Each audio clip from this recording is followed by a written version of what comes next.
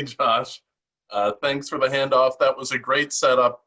Ali is a wonderful township assessor for us here in Oak Park, and he is your advocate and ombudsman, and he earns, I think all of us agree, with every nickel for all the services he provides because he does it for you for free.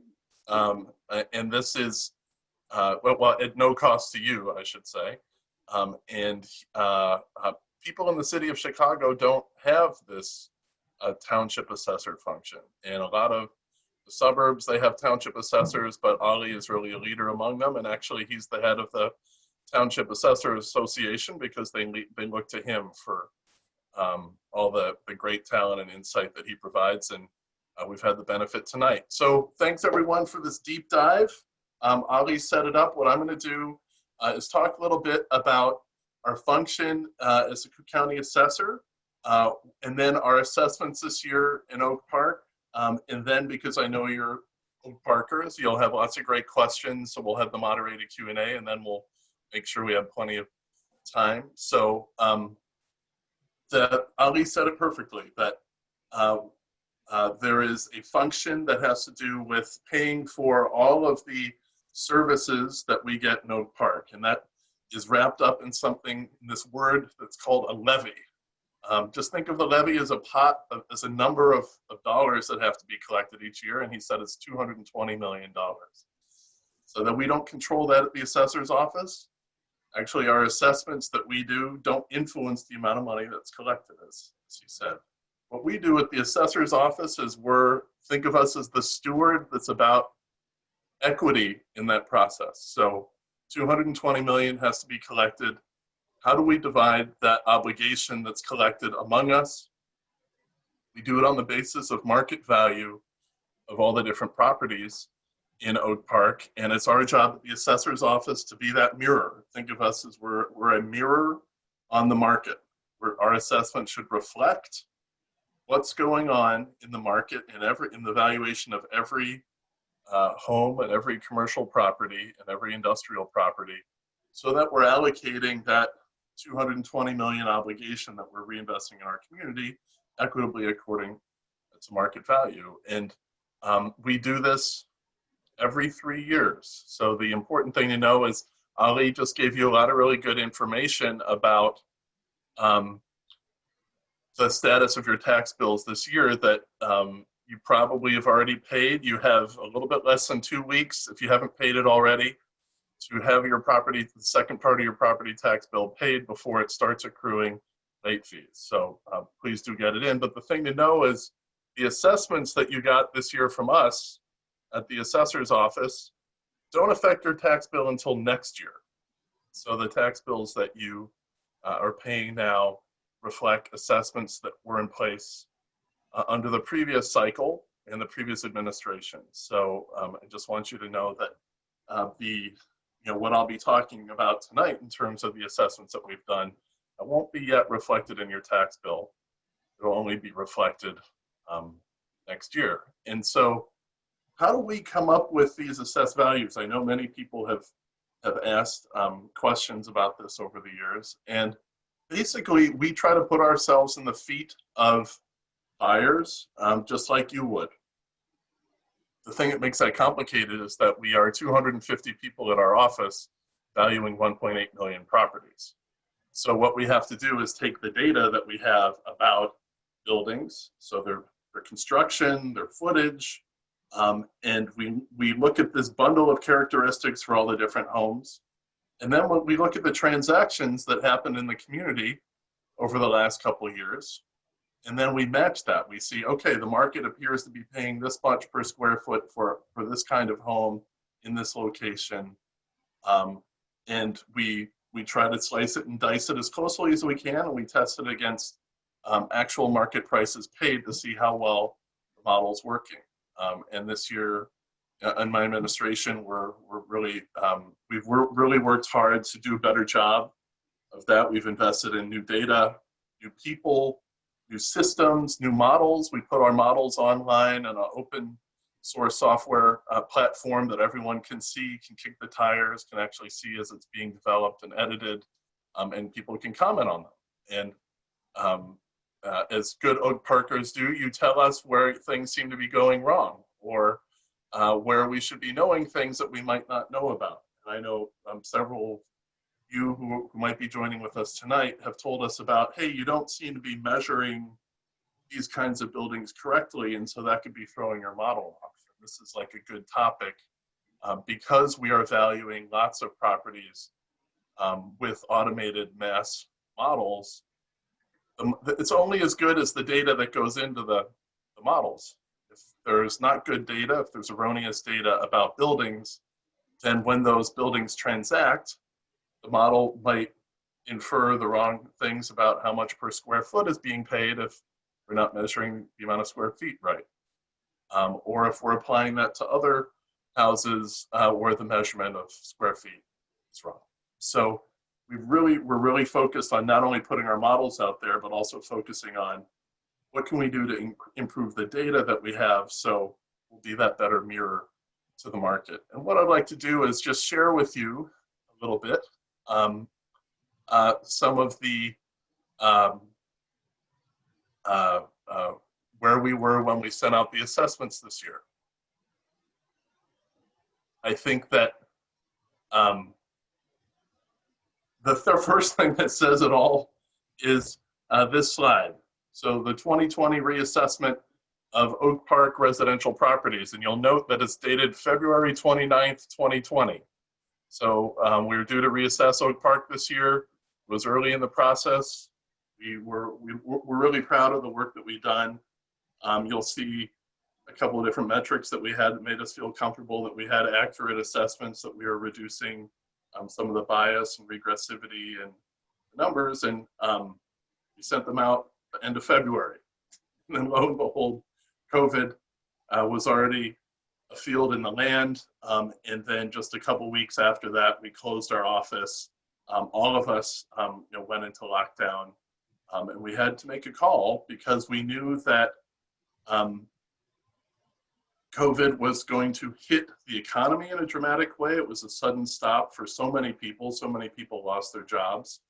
And it had to bring a real big impact on commercial properties. So think of all the different buildings out there that have restaurants in them suddenly shut down. Or I was just walking around my part of Oak Park, and my daughter and I, we were walking the dog, and we saw all the nail shops. And just think about how the nail shops and barber shops have been hit by COVID. And when the governor and the president declared a natural disaster declaration, that did give us the right to take into account the effect of COVID in our assessments this year. We're the first jurisdiction in the US to take into account COVID in our assessments, and that's what we're doing. So the numbers I'm going to give you now are what our assessments looked like pre-COVID, and then I'll show you a little bit about what we did once COVID hit and how we adjusted our assessments in Oak Park. So what I'd like to do is just walk you through where things looked on the residential picture in Oak Park. So we have about 10,000 single family homes, about 5,000 condos, and then we have 1,000 small apartment buildings. So this would be 2 to 6 unit, 2 to 6 flats. The median sale value for these homes in Oak Park in 2019 was $425,000. So all the sales are reported to the state. That's the information we got, and that's the sale of that's the value of an average home in Oak Park. And so that is reflected in the median fair market value that we used in assessing Oak Park this year, about $427,000. Now, the previous median before the reassessment was about $405,000, or actually $406,000. So the change from 2017 to 2020 in our reassessment was about 5% in Oak Park, and it depends a little bit on the neighborhood how much the median would have changed, and I'll show you that. We saw assessed value in Oak Park grow by about 29% from 2019 to 2020. I'll show you a little bit later that some of that was in residential, most of that growth was in commercial, and this also takes into account what Ali was talking about with the TIFs. So just a reminder, remember, we're supposed to be the mirror on the market. So the assessor's obligation is to make sure that our assessed values are fair, they're based on market value, and that we're doing them in a timely way, which is every 3 years. So this year we were up. And we'll just illustrate to you, again, the cycle. So last year we did the north suburbs. That affects people's taxes in the north suburbs this year. And this year we're doing the south suburbs, which includes Oak Park. You get your assessment this year, it affects your taxes next year. In Chicago, we will reassess next year. It will affect their taxes in the second half of 2022. Just a note here again about the property tax code. Our job is to reflect market value, so fair cash value in properties. And it's really important that we do that because if we are biased, if there's a pattern of bias or error in our numbers, that means that some people pay less than their share of that $220 million that has to be collected this year, and it's at the expense of everyone else. Everyone else has to pick up the tab for those folks who were under-assessed. So it's really important for us to be a good steward at the assessor's office to make sure that every home is reflecting the market value for that kind of home, and the same thing for commercial properties. And so this graphic sort of illustrates that we're finding sales trends for that kind of home in that neighborhood with all the factors that seem to be important, and then we estimate it. So here you can see some basic sales trends in Oak Park. So we had about 4 or 5% of homes in Oak Park sell every year. That wasn't any different in 2019 from where it was in 2018. And you can see, and I know this as an Oak Parker, that house values haven't really changed that much. They've been pretty steady and coming into 2020. And so here the median is 425,000, actually down a little bit from where it was in 2017, 2018. And Ali, I think, had a good explanation why, that the taxes, the levies in Oak Park have gone up a lot, and the market has been responding to that. That is why house values haven't grown in tandem with a lot of our neighboring townships, although Oak Park we know is a wonderful place to be. And you can see that this is true at the top end, so the higher end homes also really holding steady, actually declining a little bit more than the median, and then bottom end homes actually doing a little bit better, going up from 2015 to 2020. Now, assessed value grew from 406,000 on the 2017 reassessment to 428,000, so up 5%. So even though the market was steady, the assessment slightly up, and the reason why is basically catching up with some under assessment. We think the numbers were a little bit low before, and so what you see here in the data is assessments catching up with the market over 3 years of action, so 5% total increase over 3-year period. Not a big increase, but a little bit faster than the market itself. You can see also at the bottom end, there's more catch-up. There's more catch-up happening, a little bit of catch-up happening at the top end. Here's further information about how the market changed. We just talked about that. Here's some, as you know, in Oak Park, every part of Oak Park's a little bit different. We have neighborhood codes, and remember these neighborhoods because in the next table, so you can find your home here, find your neighborhood code. If you're in North Oak Park, up in the Mann District, you got 10. Here where I live in Oak Park is neighborhood 30, neighborhood 20, neighborhood 70, so that's north of Lake Street, and then south we have 40, 41, 90. And then you can see what the average change is in median assessed values. And it depends a little bit, the change is a little bit different from neighborhood to neighborhood. And this we'll get to when we talk about COVID adjustments.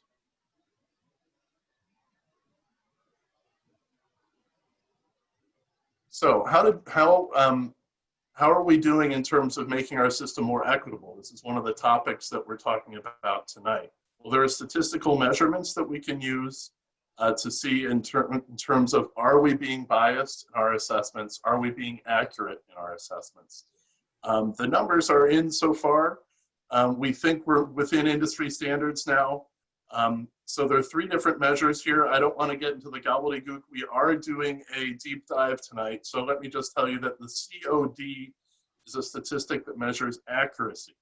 On average, how accurate are we in our assessments? And this says that we are basically getting our variability within, our estimates are within around 11% of sales, which is a good number. We want to get it under 15%.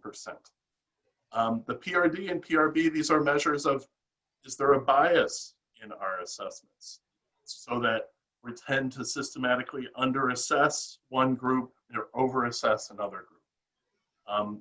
By the main measure that we're using here, the PRD, we are within the industry standard, so regressivity in Oak Park is low, and this is a good improvement from the past.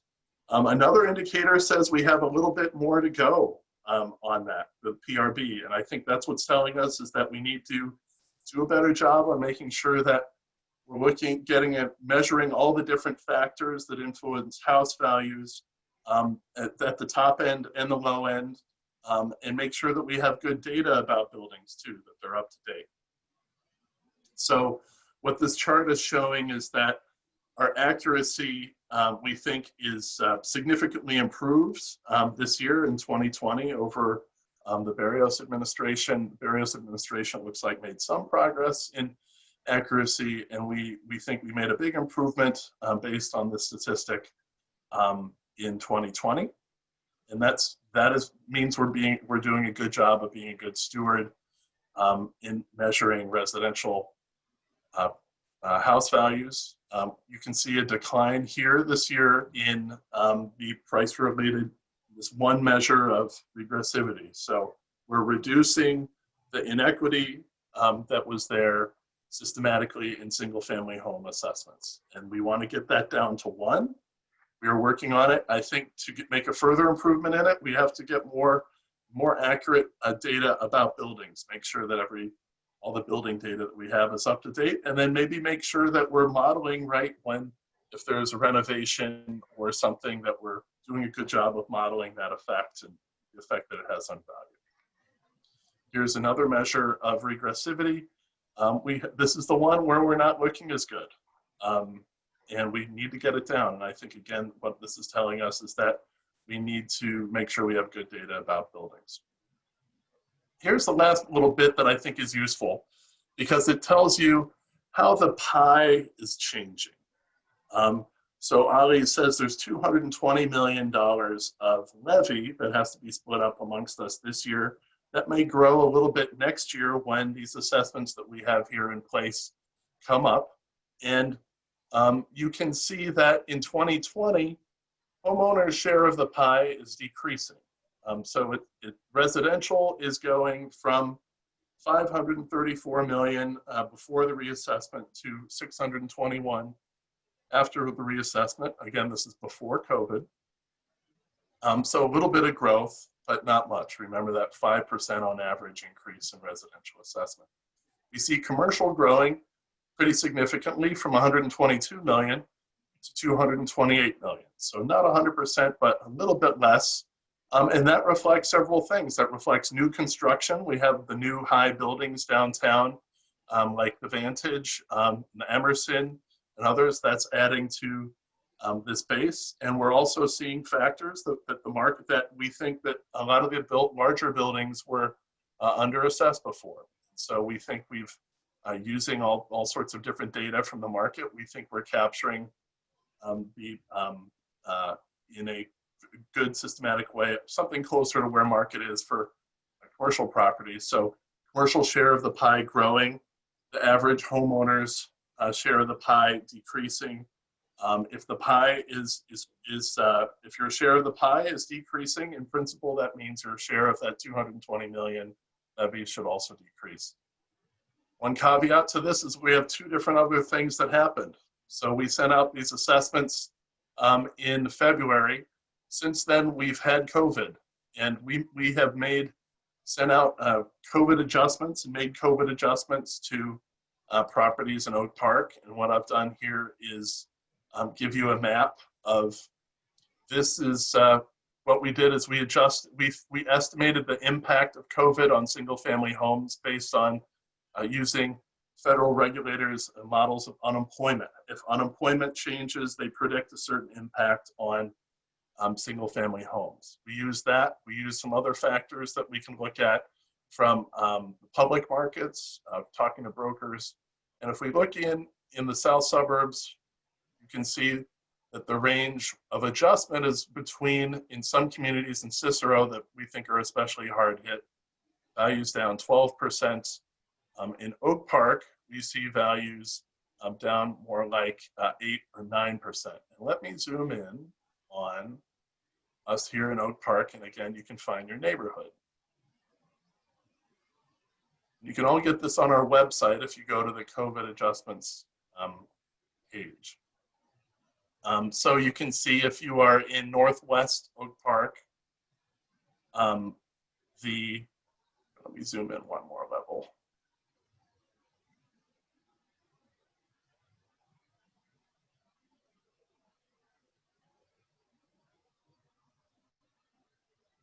If you live in Northwest Oak Park, you can see that we estimate housing values down 8.7%.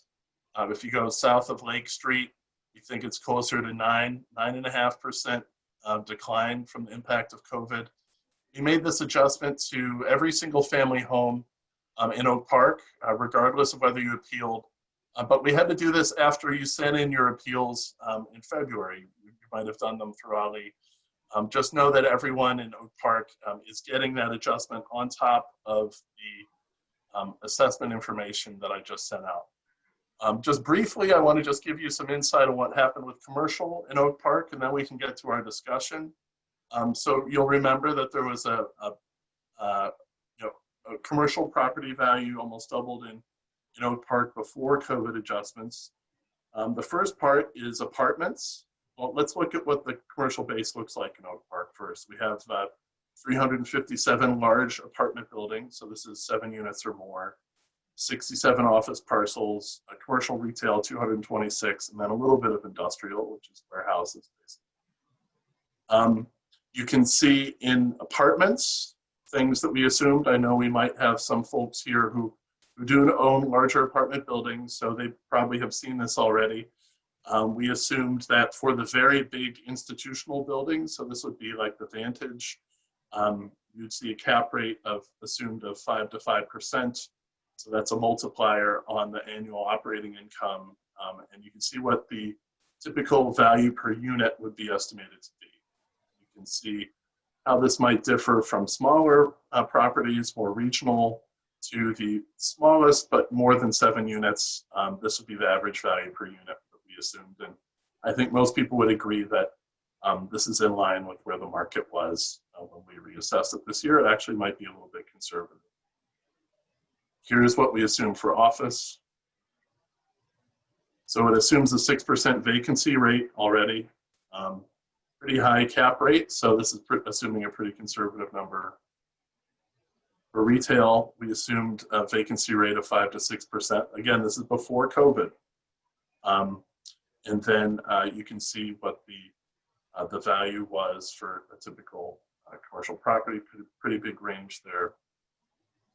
I think the key thing to see is, again, we showed you that table. You see total commercial changing like that. But the thing to know is that we, with the impact of COVID, we also adjusted the commercial property values. The greatest adjustments were in retail and hotel properties, where we saw pretty big declines. And we've made those adjustments this year, again, for properties, whether they appealed or not. Some areas, there were no adjustments needed because the market has been pretty steady. So this was for things like grocery stores, which we don't think the real estate market has significantly changed.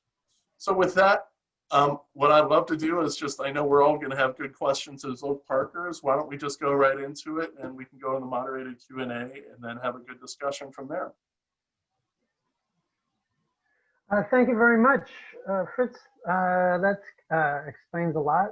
We know it's a complex system, and that really helps figure out what's going on. What I'm going to do now is introduce our panel, and we have 4 panelists. All of our panelists live here in Oak Park, and they're all Oak Park residents who have worked with Voice and other organizations on community issues here. If I could have our 4 panelists come up, I will introduce you all right at the beginning. So if we could see our 4 panelists come up.